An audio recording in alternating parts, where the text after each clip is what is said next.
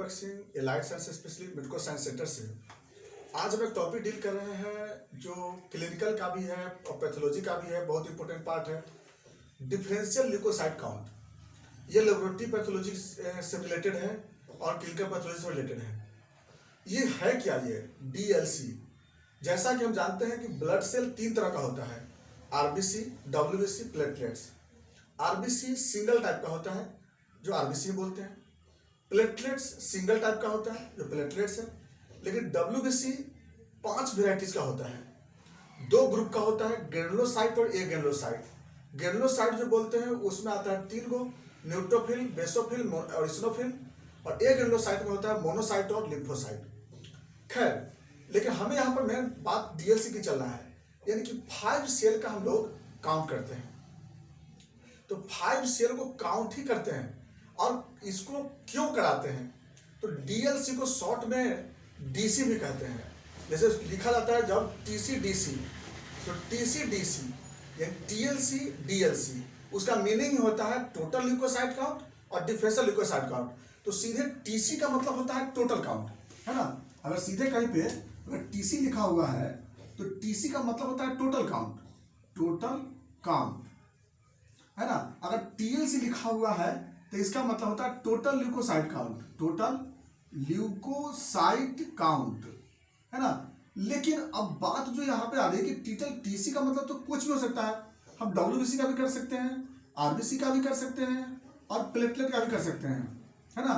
लेकिन यहाँ पर सिर्फ टीसी का मतलब जो आती है ना, वो मेन यहाँ पर किससे आता है? डब्ल्यूबीसी से आता है।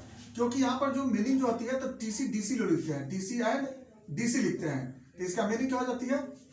डब्ल्यूबीसी से ही रिलेटेड आ जाता है। तो उसको हम लोग बोलते हैं टोटल ल्यूकोसाइट काउंट, यानी डब्ल्यूबीसी काउंट को हम लोग क्या करते हैं? टीसी बोलते हैं। तो टीसी डीसी बोलते हैं। अब हम लोग बात करें डीसी की बात करते हैं, तो डीसी सिर्फ किसकी होती है? डब्ल्यूबीसी का होता है, क्योंकि डीसी 5 वेराइटीज का होता है। तो अब ये बात चली ये तो है कि हाँ सिर्फ डब्ल्यूबीसी का ही होता है, डीसी आरबीसी प्लेटलेट्स का नहीं होता है। दूसरी बात है कि मेडिकल साइंस में इसको लिखा क्यों जाता है, इसको टेस्ट क्यों कराते हैं हम लोग इसको? तो देखिए, डिफरेंशियल काउंट जो होती है यह एक नॉन स्पेसिफिक टेस्ट है। किसी भी डिजीज को पता तो नहीं लगाती है ये कि कौन सी डिजीज है, लेकिन एक ग्रुप ऑफ डिजीज पता लगाती है कि किस टाइप का डिजीज हो सकता है ये। तो DC not confirm to a specific disease, but DC क्या करती है? एक ग्रुप का पता लगाता है कि इस टाइप का डिजीज हो सकता है। जैसे न्यूट्रोफिल बढ़ा हुआ है, अगर सपोज दैट, तो हम लोग बोल सकते हैं कि उसको न्यूट्रोफिलिया पेशेंट हो गई, इसका मतलब कि एक्यूट इन्फेक्शन होगा, कोई बैक्टीरियल इन्फेक्शन होगी, कहीं पस का प्रॉब्लम होगी, पेन होगा, एक्यूट फीवर होगा। तो क्या है ना कि उसी तरह से बता रहे हैं, सबके बारे में समझा देंगे अभी।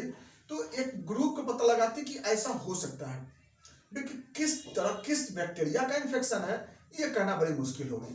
तो यह है ना कि एक स्पेसिफिक चीज को ये नहीं बताती है। लेकिन हाँ, जहां पे सब पैथोलॉजी फेल हो जाती है ना, वहां डीएलसी का सहारा लेते हैं कि इससे तो कम से कम चल सकते हैं, रास्ते पे तो चल सकते हैं ना। इसलिए डीसी जो होती है वो रास्ते को बताती है। तो इसलिए हम लोग क्या करते हैं कि एलोपैथ में क्या करते हैं, या किसी भी साइंस में, चाहे वो हेमोपैथ हो, एलोपैथ हो, आयुर्वेदिक हो या यूनानी हो, कहीं भी जहां भी हमें डिजीज की डायग्नोसिस के लिए बात होती है, जब रास्ते पे चलना होता है, तो हमें इसको हम लोग डीएलसी को लेते हैं। सबसे पहला लेबोरेटरी में कैसे की जाती है उसको देख लेते हैं, फिर हम लोग आगे बढ़ते हैं।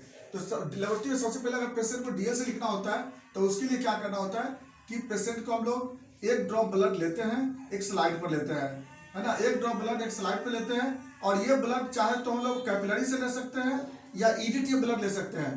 तो कैपिलरी, उसके बाद क्या करते हैं, एकदम स्टेप बाय स्टेप बताते हैं कि डीएलसी करना हो कैसे होता है। तो हम लोग क्या करते हैं कि यहाँ पर एक दूसरा स्लाइड को रख करके बैक से, और इस तरह से बैक स्लाइड रख करके, और इसको हम लोग स्मीयर बना लेते हैं। स्मीयर बना लेते हैं तो क्या हो जाएगी, एक स्मीयर इस तरह से बन जाती है। तो अब स्मीयर बन जाएगा तो इसमें टंग से स्मीयर बनता है, वह टंग से स्मीयर बनना चाहिए, जिसमें इधर हो जाता है आपका हेड हो जाता है, इधर टेल हो जाता है। अब क्या होता है कि इसको जब इस तरह से बन जाता है तो हम लोग क्या करते हैं कि इसको हम लोग एयर ड्राई करते हैं। एयर ड्राई करने के बाद इसको क्या करते हैं, एयर ड्राई के बाद इसमें हम लोग मिथानॉल डालते हैं, मिथानॉल, है ना। स्टोन फ्री मिथाइल करके आता है, तो मिथानॉल को डालते हैं। अब इसके बाद क्या करते हैं, मिथानॉल इसलिए डालते हैं कि ये स्लाइड से ये ब्लड क्या होता है कि अटैच हो सके। तो मिथानॉल को हम लोग डालते हैं इसलिए कि स्लाइड से ये अटैच हो सके। अब क्या करते हैं इसमें लोग दो तरह के केमिकल को डाल सकते हैं इसमें स्टेन करने के लिए, या तो लिस्मन स्टेन डाल सकते हैं इस पे, या फील्ड स्टेन से स्टेन कर सकते हैं। दोनों से किसी से भी स्टेन कर सकते हैं। तो अगर हम लोग लिस्मन स्टेन से स्टेन करना चाहते हैं अगर इस स्लाइड को, तो इस पे हम लोग क्या करते हैं कि इस स्लाइड पे हम लोग जो टर्म सेट बन चुकी है इस पे हम लोग लिस्मन स्टेन को डाल देते हैं। लगभग 10 से लेकर के 15 मिनट तक के डालते हैं। 10 मिनट डालते हैं हम लोग जल्दी गर्मी के मौसम में, 15 मिनट डालते हैं ठंड के मौसम में। और इसके बाद इसको लोग वॉश कर देंगे, और वॉश करके और माइक्रोस्कोप में देखेंगे। ऑब्जर्वेशन इन माइक्रोस्कोप में देखेंगे, और प्लस क्या करेंगे एंड काउंट करते हैं। दोनों काम करते हैं। अब क्या करते हैं, अब इसको काउंट क्या करेंगे आगे बता देते हैं हम लोग। तो इसको माइक्रोस्कोप में कितना पे देखते हैं 100x पे, 100x ऑब्जेक्टिव उसमें देखेंगे। माइक्रोस्कोप में 3 तरह का ऑब्जेक्टिव होता है। एक होता है लो पावर फोकस 10x बोलते हैं, एक होता है हाई पावर फोकस 45x बोलते हैं, एक होता है ऑयल इमर्शन लेंस इसको 100x बोलते हैं। क्योंकि उस पर हम लोग को सेल को अच्छा ढंग से हम लोग डिफ्रेंशिएट करके हमको देखना भी होता है कि कौन सी सेल होती है। तो अब क्या करते हैं, अच्छा दूसरी चीज है, अगर लिस्मन स्टेन से स्टेन नहीं करेंगे तो दूसरा फील्ड स्टेन होता है। फील्ड स्टेन के लिए क्या करते हैं कि उसके लिए फील्ड स्टेन बी पहले डालते हैं। फील्ड स्टेन बी पहले हम लोग डालते हैं 10 सेकंड के लिए, फिर इसको वॉश करते हैं, वॉश इन टैप वाटर, और फिर इसको डालते हैं फील्ड स्टेन ए डालते हैं। और उसके बाद इसको हम लोग फिर वॉश करते हैं, ये भी 10 सेकंड के लिए डालते हैं, वॉश इन टैप वाटर। और इसके बाद हम लोग माइक्रोस्कोप पे इसको देखते हैं। तो माइक्रोस्कोप में कितना देखेंगे 100x पे इसको भी देखते हैं। तो चाहे वो लिस्मन स्टेन से स्टेन करेंगे या फील्ड स्टेन से करते हैं। चलिए अब मेरा स्लाइड तैयार हो चुका है। अब इसके बाद क्या करते हैं इसको हम लोग कि जब स्लाइड जब स्टेन हो जाती है तब हम लोग इसको हम लोग काउंट करते हैं। इसके काउंट करने के लिए हम लोग क्या करते हैं, एक सेल काउंटर आता है, उस काउंटर का भी हेल्प लेते हैं, या फिर हम लोग एक पेज पर 100 कॉलम बना लेते हैं, 100 टेबल बना लेते हैं, उसमें हम लोग इसको काउंट भी करते जाते हैं और भरते चले जाते हैं। दोनों काम कर सकते हैं। तो इसके लिए क्या हो गई, सबसे पहले हम लोग ये स्लाइड हो गई। अब स्लाइड पे क्या होती है कि यहाँ पर हेड है और यहाँ पर टेल है। ध्यान देना गौर से, हमें काउंट करना कहाँ चाहिए, काउंट करना चाहिए जहां पर कि सेल अच्छा से दिखाई दे दे। तो यहाँ पर घना सेल मिलेगा, डेंस सेल मिलता है। लेकिन यहाँ पर क्या होगी ना, जैसे जैसे हम टेल की तरफ जाते जाएंगे वैसे सेल क्या होगी अलग अलग होते चले जाएंगी। तो इसका मतलब कि हमें जहाँ पे अच्छा सेल दिखाई देगा तो याद रखिएगा कि सबसे बेस्ट साइड जो होती है काउंट करने का वो यहाँ पे होती है। टेल के साइड में इतना एरिया में हम लोग काउंट करते हैं, और ये यहाँ डिफरेंशियल का बहुत अच्छा एक तरीका होता है। तो डिफरेंशियल काउंट करने के लिए हम लोग क्या करेंगे टेल। अब हम लोग जो बात आती है कि यहाँ पर माइक्रोस्कोप में सेट कर दिए, सेल दिखाई दे रही है।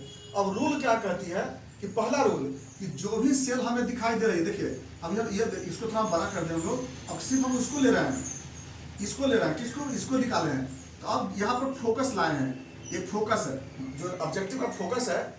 तो रूल क्या कहती है कि जो फोकस में दिखाई दे सेल, जो फोकस में दिखाई दे सेल, उसमें उस सेल को काउंट करना नेसेसरी। डब्ल्यू से दिखाई देगा, क्योंकि इस फोकस में हमें क्या दिखाई देगा, जब फोकस देखेंगे तो इस फोकस में हमें क्या क्या दिखाई देगा।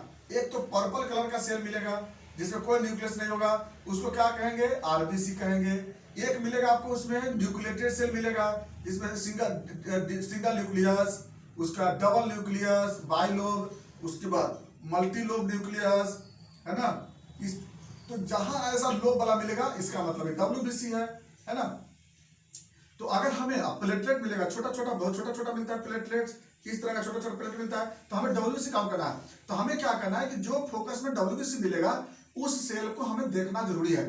तो पहला रूल क्या कहती है कि जो सेल मिलेगा उसको देखना बहुत जरूरी, उसको मेजरमेंट करना जरूरी है। दूसरा क्या कहता है कि जब हम लोग काउंट करते चले जाएंगे, तो फोकस को रिपीट नहीं करना है। तो और तीसरा क्या कहता है 100 सेल काउंट करना है, यानी कि पहला फिर उसको रिपीट कर उल्टा कर दें, 100 सेल काउंट करना जरूरी है। क्योंकि इसमें रिपोर्ट कैसे करते हैं, परसेंटेज में करते हैं। तो परसेंटेज में रिपोर्ट करने के लिए क्या करना पड़ेगा, 100 सेल काउंट करना पड़ेगा। तो 100 सेल पहला रूल हो गई, 100 सेल काउंट करना है। दूसरा जो फोकस में दिखाई देगा सेल को देखना है, और तीसरा फोकस को रिपीट नहीं करना है, यानी दूसरे लाइन पे आगे जैसे यहाँ से देखते चलेंगे। अभी मेरा पास 40 से पूरा है, फिर नीचे आ जाएंगे, फिर आगे बढ़ेंगे। अभी मेरा 80 पूरा है सेल, अभी फिर नीचे आ जाएंगे। अब मेरा हो सकता है 90 पूरे अभी तक, फिर नीचे आ जाएंगे। यानी कि रूल क्या कहती है कि इस तरह से क्या होना कि घूमते चले जाएंगे।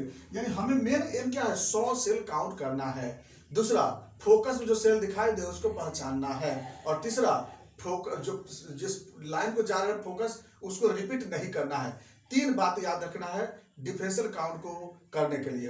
फिर से याद रखिएगा, 100 सेल काउंट करना है, फोकस में जो सेल दिखाई दे उसको देख के पहचानना है, और तीसरा फोकस को रिपीट नहीं करना है। चलिए अब तो हो गए। अब जब करते जाते हैं तो हम लोग क्या करते हैं, सेल काउंटर होता है उसमें हम लोग टिकते चले जाते हैं, न्यूट्रोफिल, लिम्फोसाइट, इसिनोफिल, बेसोफिल करते जाते हैं, नहीं तो इस तरह से क्या होता है 100 टेबल बना लेते हैं, और जो जो मिलते चले जाता है उसको लिखते चले जाते हैं। न्यूट्रोफिल है तो न्यूट्रोफिल है, मोनोसाइट है, इसिनोफिल है, न्यूट्रोफिल है, लिम्फोसाइट, लिम्फोसाइट, इस तरह जहाँ 100 हो जाता है छोड़ देते हैं। अब क्या होती है, अब इसका करते हैं काउंट।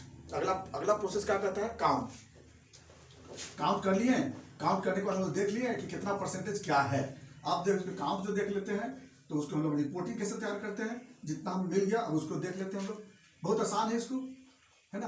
तो डीएलसी करने की बस एक ही चीज है कि सेल को पहचानना इसमें बहुत जरूरी है कि कौन सा सेल है। न्यूट्रोफिल है तो न्यूट्रोफिल कैसा होता है तो एक बार देख लेंगे। जैसे न्यूट्रोफिल आपको दिखाई देगा कैसा, या तो इस तरह से बैंड न्यूट्रोफिल दिखाई देगा, इसमें ग्रैन्यूल्स होंगे लेकिन पूरा क्लियर दिखाई नहीं देता है। ये कैसा कलर होगा, ब्लू कलर का दिखाई देगा, तो ब्लू कलर का। कभी कभी न्यूट्रोफिल आपको ऐसा भी दिखाई दे सकता है, कभी कभी न्यूट्रोफिल आपको ऐसा भी दिखाई दे सकता है, 3 न्यूक्लियस। कभी कभी न्यूट्रोफिल 4 गो लोब वाला दिखाई दे सकता है, कभी कभी न्यूट्रोफिल इस तरह से दिखाई दे सकता है न्यूट्रोफिल, है ना। तो न्यूट्रोफिल कई वेराइटीज में मिल सकते हैं आपको, इस तरह से न्यूट्रोफिल का कई वेराइटीज का स्ट्रक्चर मिल सकता है।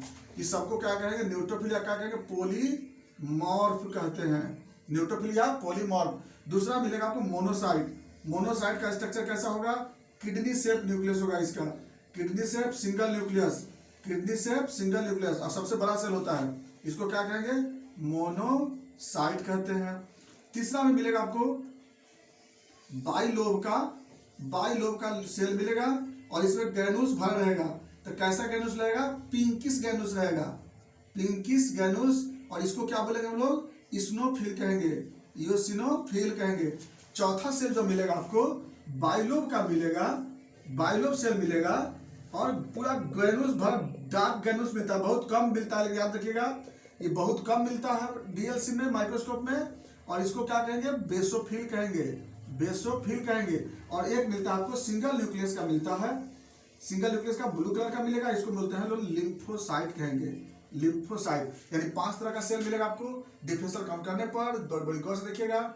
एक मिलेगा ब्लू कलर का बैंड न्यूक्लियर, 2 न्यूक्लियर, 3, 4, 5, 6, 7 तक, तो इतना तक 7 न्यूक्लियस तक मिलता है जनरली, उसको न्यूट्रोफिल कहेंगे। एक जो किडनी शेप न्यूक्लियस होगा, सबसे बड़ा सेल होगा, उसको मोनोसाइट कहेंगे, वो आरबीसी से काफी दुगना होता है ये।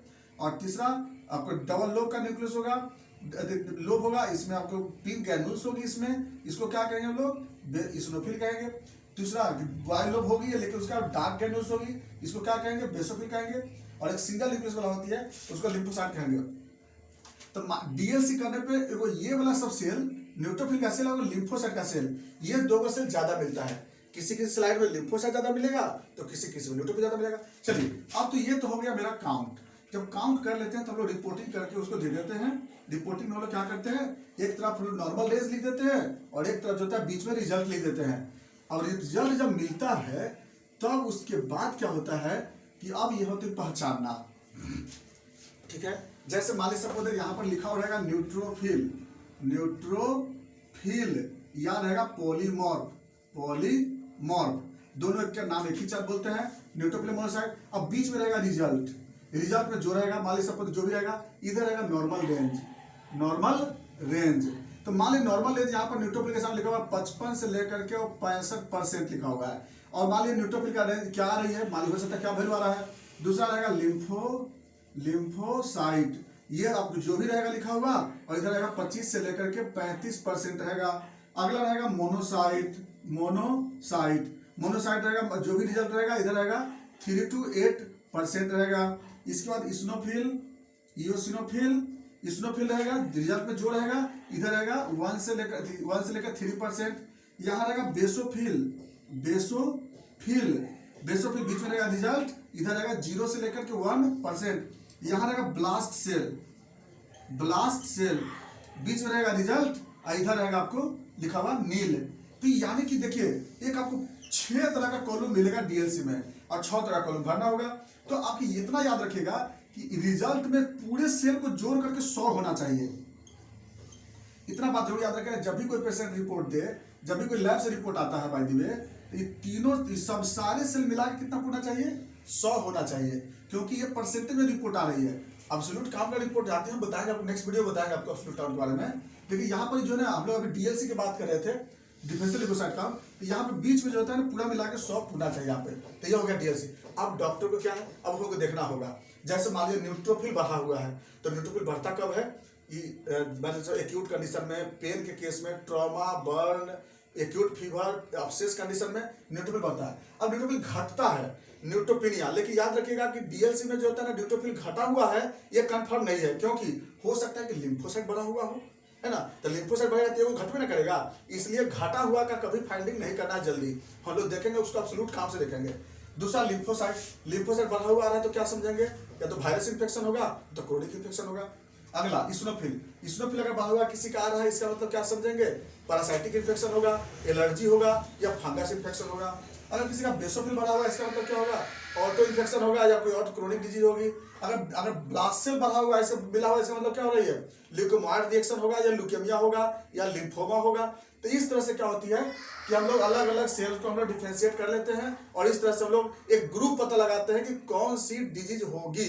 तो यहाँ पर हम लोग समझ गए पूरा लेबोरेटरी से लेकर के और एक क्लिनिकल तक। तो ये था मेरा डीएलसी। अगर इसमें क्वेश्चन होगी, हम जानते हैं क्वेश्चन जरूर होगी इसमें, तो इसमें अगर कोई भी तरह का क्वेश्चन होगी, आप जरूर कमेंट्स करेंगे, या उसको आप कॉल से बात कर सकते हैं, हम इसका जरूर जवाब देंगे आपको। तब इसके बाद अगर कोई बात होगी, और इसके बाद हम नेक्स्ट वीडियो में चलते हैं, हम लोग एब्सोल्यूट काउंट के लिए चलेंगे। थैंक्स।